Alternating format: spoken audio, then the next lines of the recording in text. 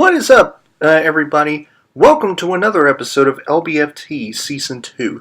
This is episode 15 of LBFT Season 2. For this episode, we're going to be talking about one of the Sunday Night Football matchups. An AFC matchup specifically, between the Los Angeles Chargers and the Pittsburgh Steelers. I'm going to be talking about the Pittsburgh Steelers yet again. Last episode I talked about their 24-17 loss to the Denver Broncos.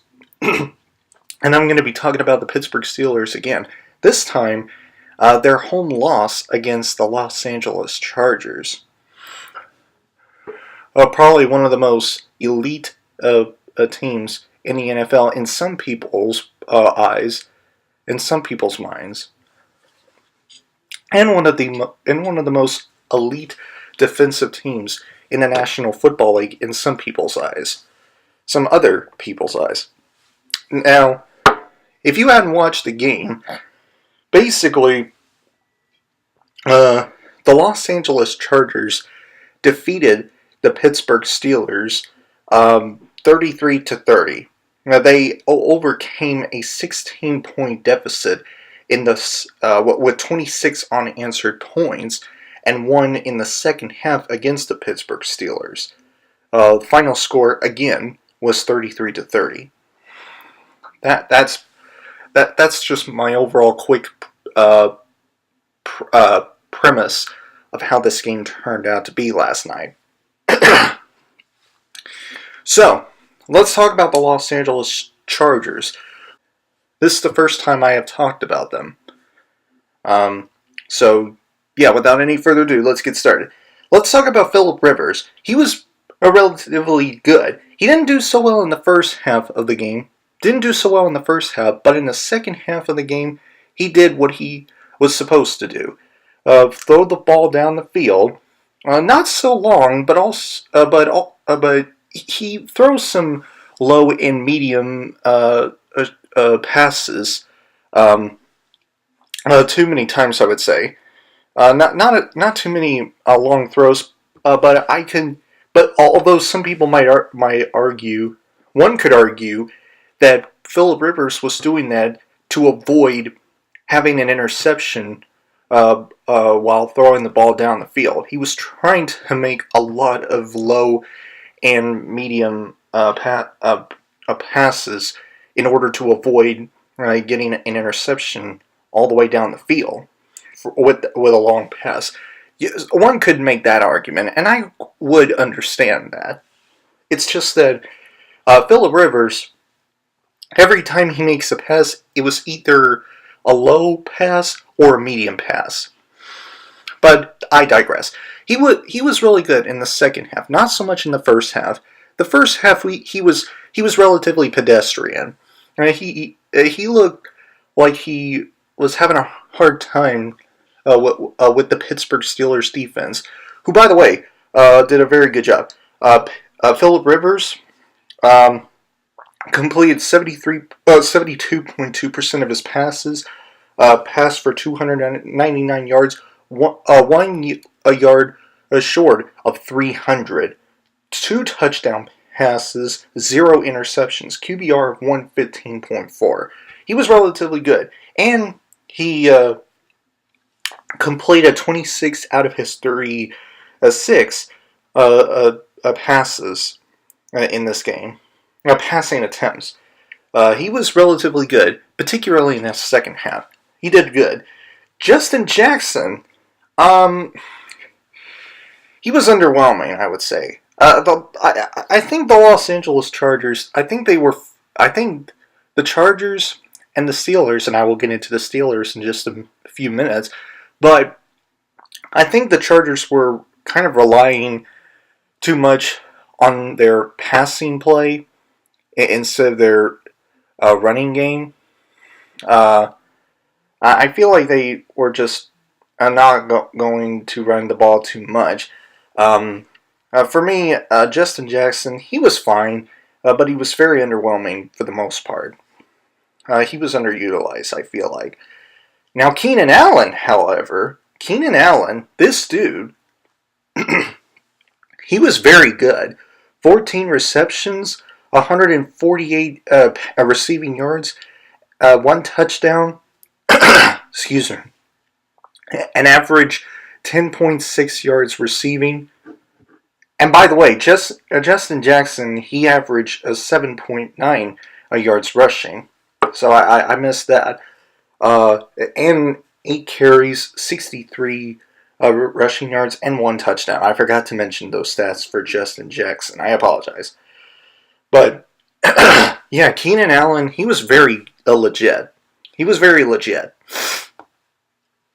And those are all the Los Angeles Chargers players, offensive players that I want to talk about. Let's get to the Pittsburgh Steelers offense. Let's talk about the Pittsburgh Steelers offense, starting with Big Ben Roethlisberger. He completed 64.4% of his passes, 281 passing yards, 2 touchdowns, 1 interception, and I will get into that interception just a few minutes as well. But he had a QBR of 87.4, which was relatively decent. It's not one of his best QBRs, but it was relatively decent. And he completed 29 out of his 45 passing attempts. He did very well in the first half of the game. I will give him that. He did very well in the first half, but in the second half of the game, he looked, particularly in the third quarter, he looked like a deer in headlights. But that was only because the Los Angeles Chargers defense showed up big time in the second half, especially in the third quarter. They were just that elite. And I'll get into them as well in just a few minutes. But let's move on to James Conner. Very much like Justin Jackson, James Conner was also very underwhelming. 15 carries, 60 rushing yards, 2 touchdowns. Now, that's not actually bad for a running back. But he averaged 4 yards rushing. This dude, he's fine. Even though 2 touchdowns is actually very good, the rest of the stats that he has, they didn't really satisfy me. He was very underutilized, much like Justin Jackson. Let's talk about Antonio Brown for a minute.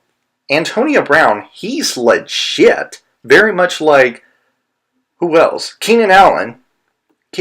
Very much like Keenan Allen, Antonio Brown is also very legit. I really like Antonio Brown and what he did and what he's doing. He's a really, really good receiver. He might arguably be one of the top 5 best receivers in the NFL. One might argue among being in the top 5 amongst, who is it? Julio Jones and who else? I'm trying to remember, but I think it's just Antonio Brown and Julio Jones might be 2 of the best receivers in the NFL. Now, Juju Smith-Schuster, I forgot to mention the stats for Antonio Brown. 10 receptions, 154 receiving yards, 1 touchdown, and an average 15.4 yards receiving. Antonio Brown, he's just that elite. He's a very elite receiver. I gotta give up credit where credit is due to Antonio Brown. He's very legit. Now, whereas Juju Smith-Schuster, he was very underwhelming. He was very underutilized as far as although the other wide receivers besides Antonio Brown. Juju Smith-Schuster, 6 receptions, 49 receiving yards, 0 touchdowns, average 8.2 yards receiving. He didn't really stood out like Antonio Brown did in this game. So, those are just the two, or those are just all the, some of the offensive players from both sides of the game. Both teams, the Los Angeles Chargers and the Pittsburgh Steelers.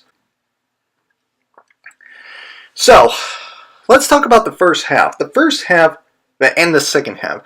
The first half was for the Pittsburgh Steelers, always the Pittsburgh Steelers. And the second half was also for the Los Angeles Chargers, all throughout the second half. The Pittsburgh Steelers, they played very well in the first half of the game, both offensively and defensively. They look like a complete team in the first half. They look like they know how to run the game and pass the game. They also know how to play a defense in the first half. They look like, again, a complete team within the first half of the game. They look like they were. They looked like they already won the game by a big margin at halftime. A lot of us were thinking that the Chargers might not come back, although some would argue that the Chargers may have a comeback. And then in the second half, they did. The Los Angeles, which led me to say that the Los Angeles Chargers played very well in the second half, both offensively and defensively. One team did very well offensively and defensively in the first half of the game, and the other team played very well both offensively and defensively in the second half. So the first half was a lopsided contest, as well as the second half, but switching it up from the first half. And let's talk about that Big Ben Roethlisberger interception made by Derwin James. That was fantastic. I love that interception catch. I love me some Derwin James. I've been a fan of his ever since he was at Florida State. He's just my boy, my brother, my man, Derwin James. Much like Jalen Ramsey of the Jacksonville Jaguars, he's also my man. But Derwin James, he stood out, particularly with that interception catch that he made against Big Ben Roethlisberger. That was fantastic. That was a beautiful interception catch. I love it. Derwin James, you go, my man. I just love it. It was fantastic. And even though the Los Angeles Chargers offense didn't do very much after that interception catch, they didn't get down the field to score the touchdown off of that interception catch, which is like, really? That interception is all for nothing? Are you really? Alright, whatever. But it was a great interception catch by Derwin James. I just love it. Now, I must say this. The Los Angeles Chargers are the first team in NFL history to give the Pittsburgh Steelers their first loss in 223 games after being up by 14 plus points at halftime. Let me repeat that again. The loss, for those of you who have a very hard time of hearing things, who have a hard hearing, or something like that, let me repeat. The Los Angeles Chargers are the first team in NFL history to give the Pittsburgh Steelers their first loss in 223 games after being up by 14 plus points at halftime. Do you understand the magnitude of what I just said?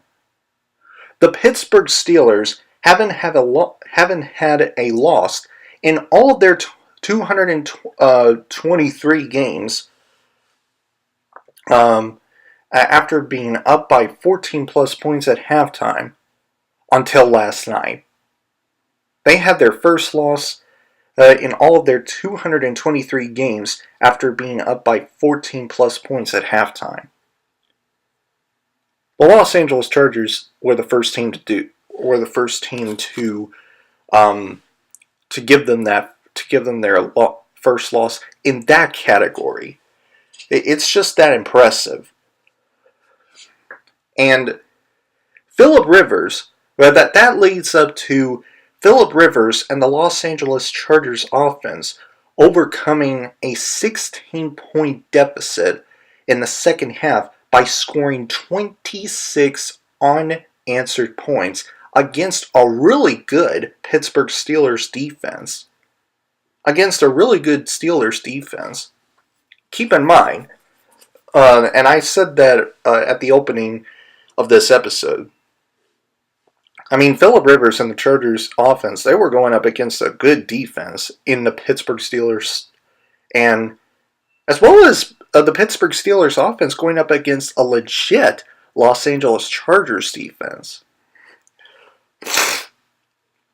It's just that impressive. Very impressive. And I also would say that both of these teams' defenses showed up, but ultimately it's the Los Angeles Chargers defense that showed up for the last. They showed up the last time, just stopping the Pittsburgh Steelers offense, which led to the Los Angeles Chargers offense getting the ball back from the punt, passing and running down the field to break the 30 tie by scoring a touchdown or a field goal. And then the craziest thing happened. This game, I must say before I get into that though, this game, this is one of the reasons why I want to do this episode on this game. Because this game has one of, if not the most insane ending to an NFL game I have ever seen. One of, if not the most craziest, insane, and unreal endings to an NFL game I've ever seen. The ending of the Chargers-Steelers game is just an absolute insanity for me. Just how it happened blew my mind. And I never seen anything like it before. Ever. Especially watching an NFL game. But anyway, let's get on to it. The craziest thing happened, and it was after the Los Angeles Chargers offense called the timeout within the last 3 seconds of the football game. They intended to score the field goal to break the tie at the Pittsburgh 21-yard line. And after they tried and missed the field goal wide left, a penalty flag was thrown down, and it was on the Steelers' Joe Hayden for offside. And the Chargers get to redo their field goal attempt at the 16-yard line. So it's like a 5-yard penalty.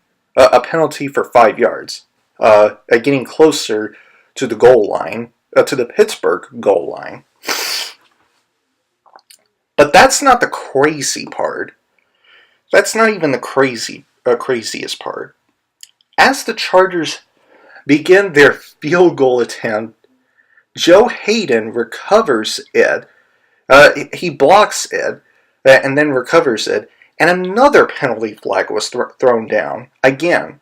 And it was on the Steelers' Artie Burns for offside. And the Chargers get to redo their field goal attempt again at the 11-yard line. They were getting closer and closer and closer to the Pittsburgh yard line. Very closer.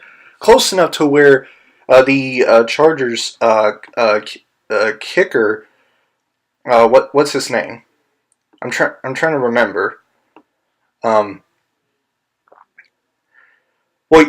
Anyway, this dude who's like the kicker, but Michael Badgley, I think that's how you say his last name. And then when the Chargers kicker, Michael Badgley, kicked the ball to the field goal. It was good this time. They got the field goal, but there was yet another penalty flag thrown down, and it was on Artie Burns once again. And it was also for offside. It was an offside penalty, the second consecutive offside penalty for the Pittsburgh Steelers, especially on Artie Burns. He went offside, going too early. So, yeah, and the game was over. That ending right there is just an absolute craziness. It was absolute craziness. I've never seen anything like it. I've never seen an ending of an NFL game be like this. I have never seen an ending of an NFL game like that happen like that.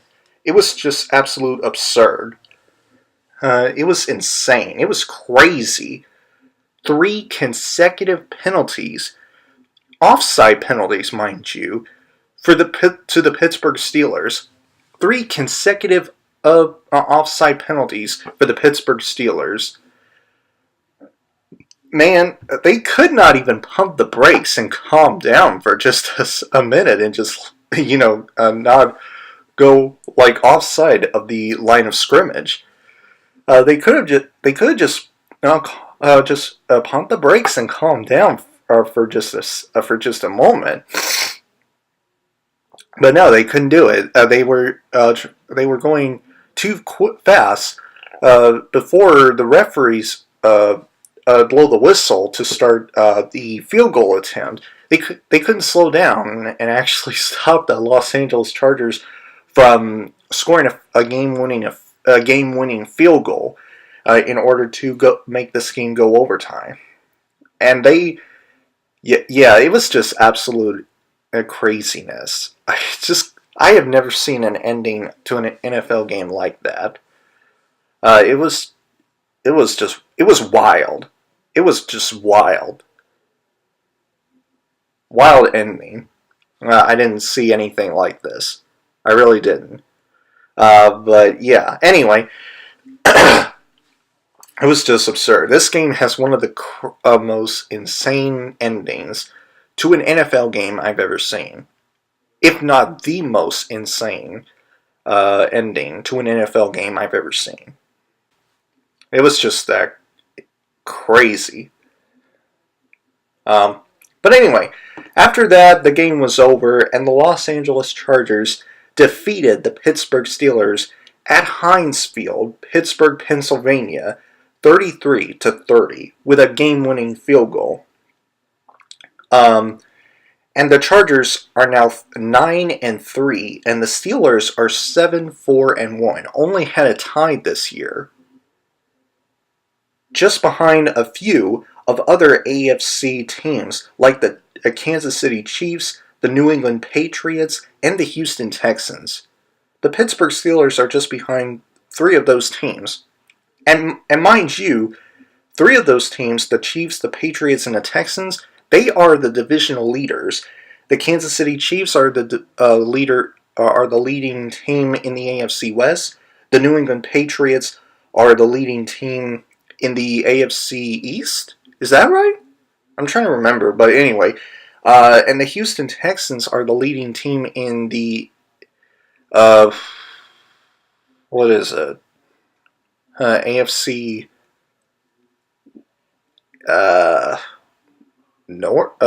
South? AFC South? I'm thinking AFC South. Okay, anyway. 3 of those teams, different division leaders. Chiefs for the AFC West, Patriots for the AFC East, and the Texans for the AFC South. And the Steelers being the being the leaders of a leading team of the AFC North. So yeah, you got that down. So, what do I think about the Pittsburgh Steelers?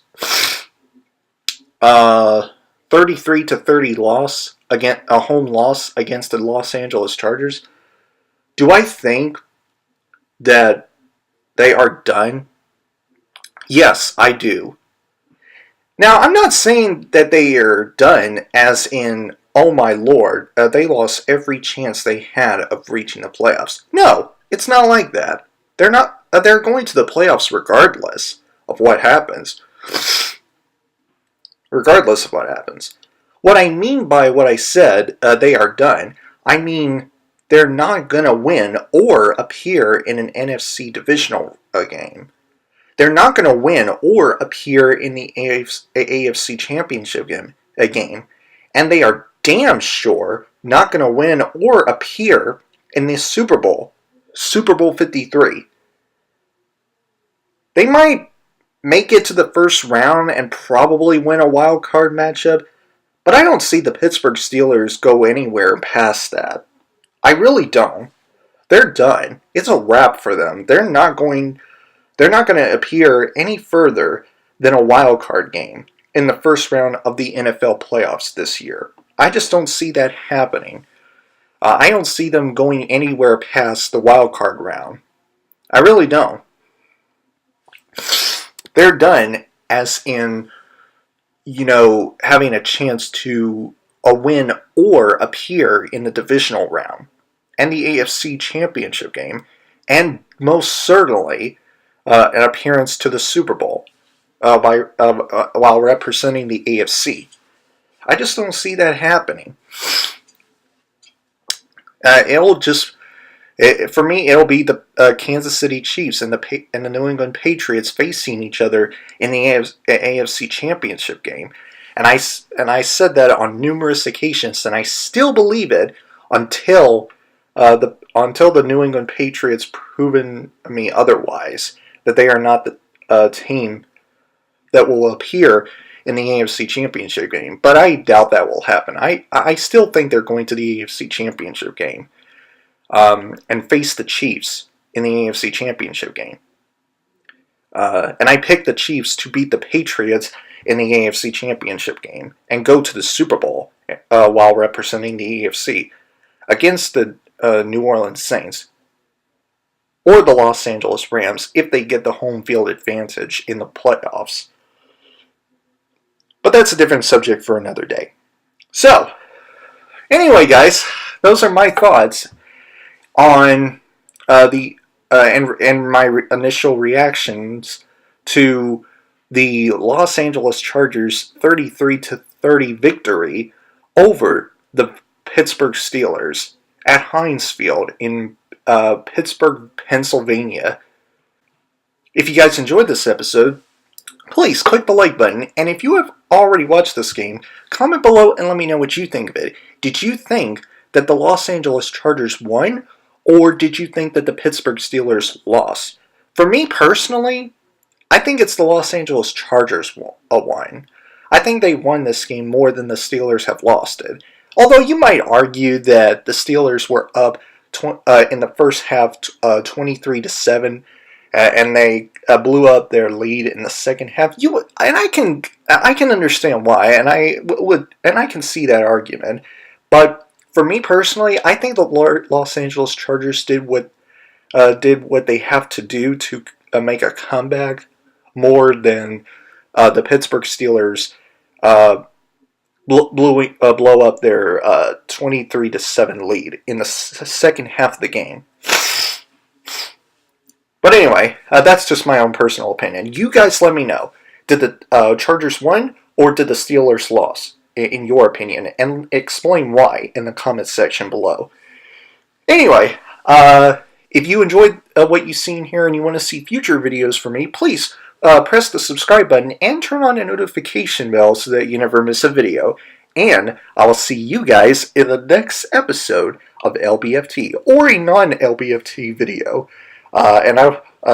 Yeah, that's hilarious that I say that. Have a great week, Battle Squad. And as always, fight the good fight.